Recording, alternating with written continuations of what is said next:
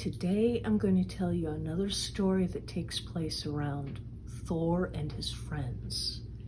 This one involves the god Tyr, T-Y-R. He is known as the Norse god of justice and law.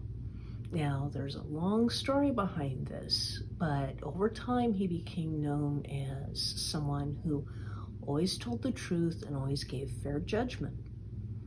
Well, this is a story about how he lost his hand. Now, this can have some kind of scary parts in it, so it's okay if you don't really want to listen. But it's a very important story in Norse mythology.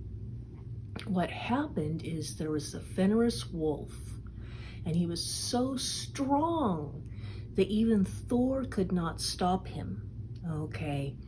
According to the legends of the Norse, when the Ferris wolf got loose, it would signal the end of days.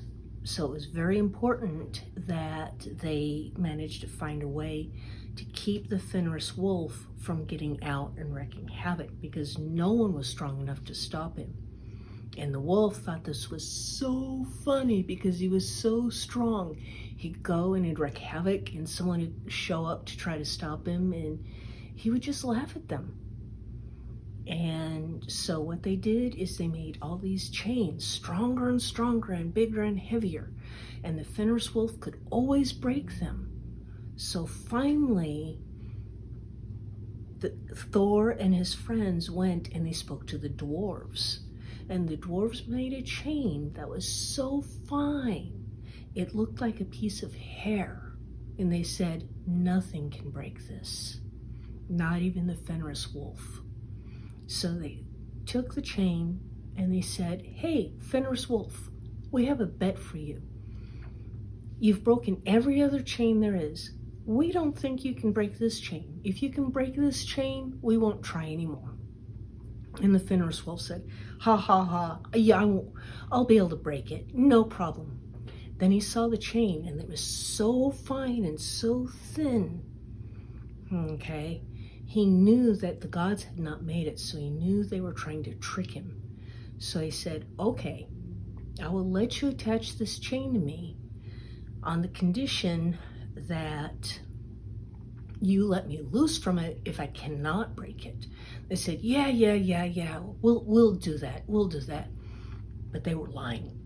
Anyway, so then, because the Ferris wolf knew about the prophecy, and he was a little bit worried, he said, well, I'll tell you what, I will let you attach this chain to me if Tyr will put his hand in my mouth and leave it there.